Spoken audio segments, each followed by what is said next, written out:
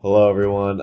My name is Kyle Anderson, and my presentation today is on American political division and how we overcome it. I want you to imagine for a second. Take the storming of the U.S. Capitol and contrast that with the Black Lives Matter movement.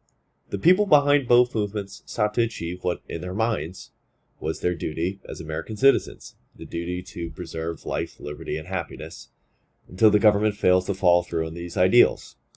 However, take 10 supporters from both movements and then place them in a plaza. Can you imagine what would happen? If you guess nothing short of heated debate, yelling, and perhaps violence, then you're probably not wrong. According to a 2020 survey from Statista, 36% of Republicans and 33% of Democrats feel somewhat justified in using varying levels of violence to achieve their political goals. And since 2017, these numbers are up more than 25% for both parties.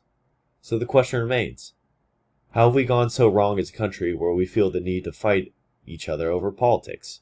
Whether friends, family, or even your elected official, many of us have suffered over the resentment caused by fierce political disagreement, which brings me back to my original 3 questions. What is the history of American political division? How do we continue to be divided today? Number 3, how can we overcome our division? So I think it's important to understand a little background on the political compass before we move on with this presentation, because I'm going to make a lot of references to left and right.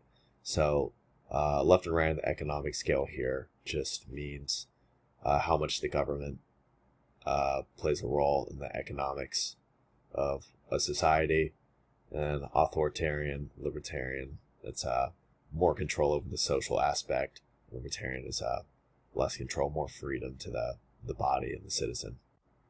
In order to understand our current political division, we must take a brief look at modern American political history. A good place to start is near the beginning of the 20th century. In the 1920s, there was massive wealth and income inequality. This set the stage for a depression following the stock market crash and required measures taken by FDR's New Deal to save the economy.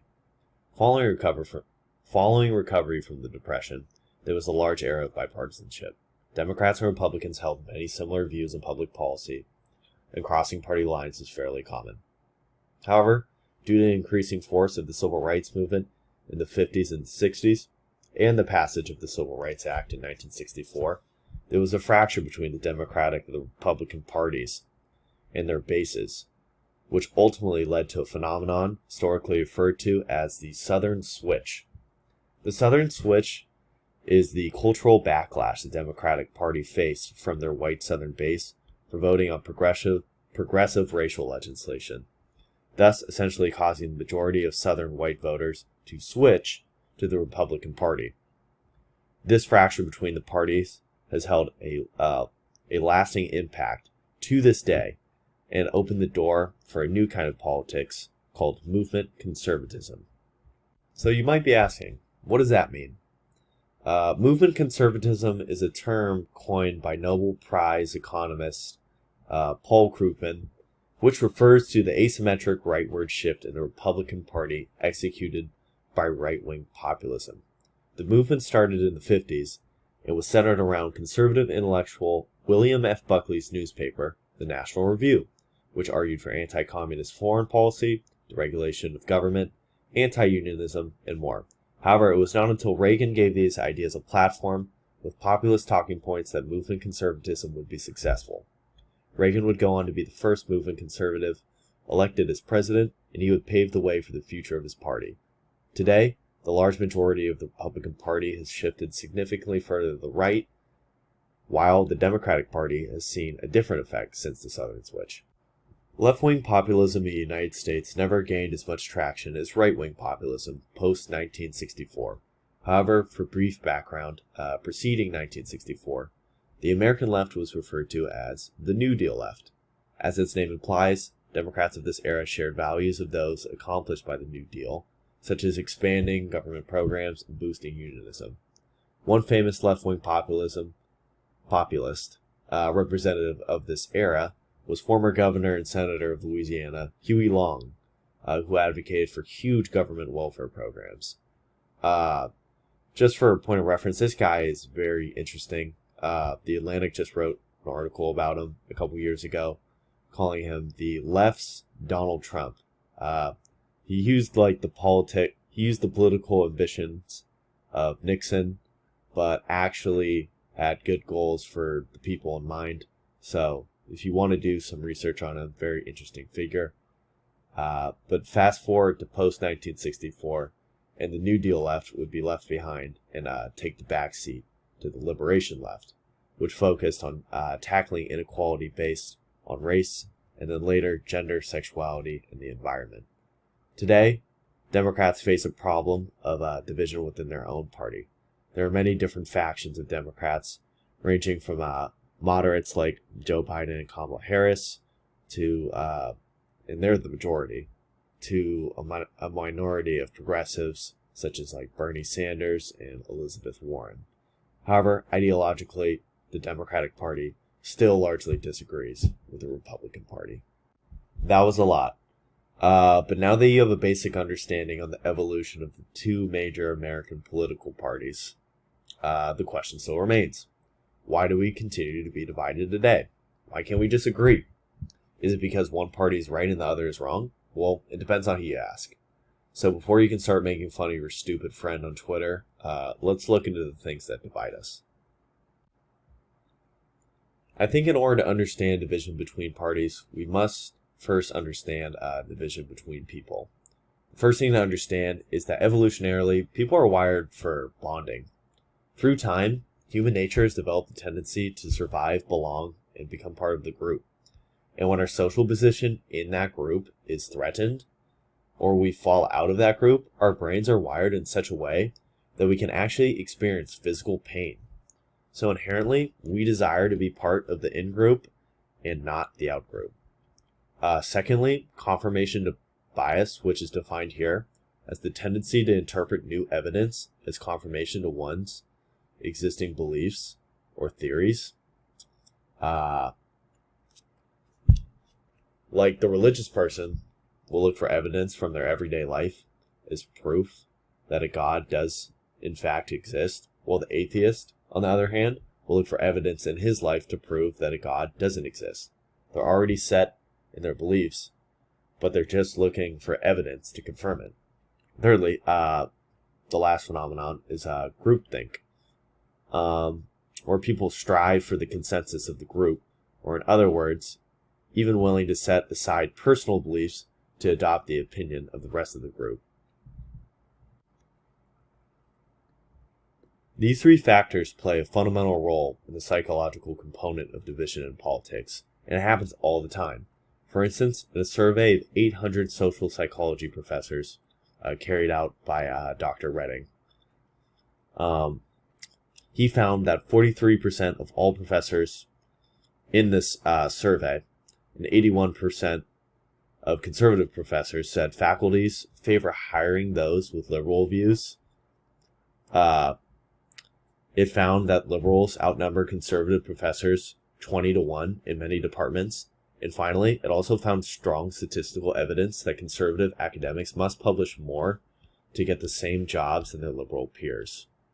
All of which is likely attributed to groupthink, which in this case is the belief in the inherent morality of the liberal in-group, the negative stereotyping of the conservative out-group, and the liberal bias in information processing, and a failure to consider conservative perspectives. This was all found in the study by Redding.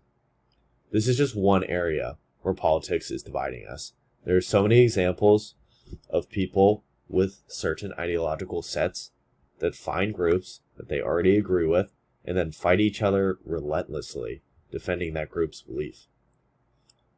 And especially in America, these psychological phenomena have been manipulated to strengthen groupthink by methods such as populist rhetoric, social media, and biased news outlets. So let's talk about the definition of populism. It's a political approach that strives to appeal to ordinary people who feel that their concerns are disregarded by established elite groups. Populist rhetoric exploits fears of the public, so it's a strong pathos appeal. And then number two, it's usually tied to a strong sense of nationalism. So how does this definition apply to our politics?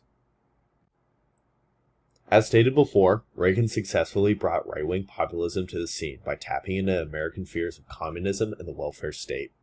Fast forward today, and similarly, you will see movement conservatism in Donald Trump as he exercises the same populist methods, just far more blatantly. The modern right-wing populist talking points usually include brash support for freedom, fighting terrorism abroad, standing up to socialism, that kind of thing. Excuse me. But Trump took it a step further, inciting racist, xenophobic, and distrustful feelings with slogans like build the wall, ban Muslims, fake news media, and make America great again, etc. Populism for the left. Bernie Sanders is a great example. His populism is less race-based, more class-based. Common slogans include Occupy Wall Street, attacking the top 1%, Medicare for all. These slogans tend to rile his base up. And then BLM, though not a political establishment, still a movement with populist phrases such as defund the police, white silence is violence, can't kill us all. The point I'm trying to make here with these slogans is the greater the influence on a populist base, the more it closes off that base's openness to new ideas. Once you learn the lingo of your tribe, and when the conclusions you reach are based on fear, not reason, you can see how a phenomenon like groupthink can reinforce division and polarize large groups of people, especially in the case of the American left and right. Social media and news outlets. Americans gravitate towards televised and internet news websites, reinforcing their pre-existing beliefs, whether conservative or liberal, found in a study by Robinson and Cassidy. So, what does that mean? Social media companies and news outlets, they basically have a financial incentive to capitalize on political biases. Why is that a problem, you might ask? Well, social media companies are protected for their distributed content under Section 230 of the Communications Decency Act.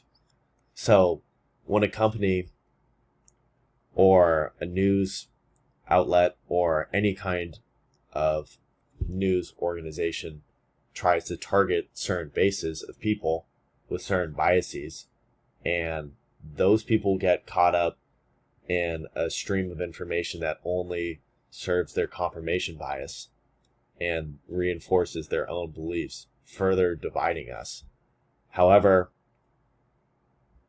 and this is done with data collection and algorithms, these behaviors are reinforced, and the government has no way to regulate them as they are protected under Section 230. So it's up to the goodwill of these social media companies to control it. Examples of times social media companies have failed was like with Facebook and Cambridge Analytica, which is a data collection company in Britain, stole or borrowed information from Facebook with a malicious intention, and largely influenced the election of 2016 by taking that data and skewing it towards advertisements and pages that users wanted to see based on their own biases. This example down the rabbit hole, which we studied in class, looks at how fake information and is perpetuated through information ecosystems like YouTube, and then CNN versus Fox News, two politically biased organizations, both do their admissions, target certain audiences, and then simply divide the country. And quickly, gerrymandering is another method by which, politically, the American people are divided. Definition is the manipulation of the boundaries of an electoral constituency so as to favor one party or class. When politicians have charge of redistricting their own districts, they can take advantage of drawing those lines so as they obtain unfair victories and undemocratic results. Here you can see an effective redistricting, as the gray has led to Republican overhauls, and the black huge favors to Democrats. And finally, wealth and income inequality. A quote by Andrew Yang: "The share of GDP going to wages has fallen from almost 54% in 1970 to 44% in 2013, while the share going to corporate profits went from about 4% to 11%. These trends in money shifting from lower class majority to a higher class minority actually poses a risk to national security given recent determinations in campaign finance, as stated below." Here by Price. In addition, since the 1970s, the Supreme Court has overturned a series of campaign finance restrictions, enabling increased political spending by wealthy individuals and corporations. Just recently, in 2010, in the Citizens United versus FEC case, the Supreme Court decided that political contributions could not be capped. Thus, bringing me to my last point, global inequality. Given inequality in all its form, as quoted by Phillips, is a defining global problem and increasingly the defining political problem of our age. At the time of writing, in early 2017, public discourse had renewed its focus on inequality in an attempt to understand seismic events such as UK's referendum on the vote to leave the EU, the election of Donald Trump as president of the United States, and the rise of the populist right in several countries, such as Germany and France. So finally, the million-dollar question. What can we do to overcome our division? Alex Hines, a state senator in the U.S., has a wonderful presentation on political division. He came up with 3 awesome solutions as methods to push back against division in our country and move forward towards unity. Number 1, the first step we must take is realizing that people need to be heard and that we must create conducive environments to engage in dialogue. So many times, political conversations spiral out of control in emotional defensive opinions and end up leading to frustration for all parties. We must learn to calmly listen to each other, tell stories, communicate how we feel, and practice empathy before we can get anywhere. The second step is to concede. Yeah, that's right. We must concede our ego for just a minute to listen to what the other person has to say. The proverb goes, if you want to travel fast, go alone. But if you want to travel far, go together. We need to realize that we have more in common with each other than not, and that only through reaching common ground will we be able to move forward. Finally, solve problems. Don't win debates. My favorite. Trying to make the other person feel stupid for subscribing to a party is like telling a priest he's stupid for praying to God. Rather, try to focus on what the root problem of the issue is, and through listening and understanding, we may finally be able to come to a resolution.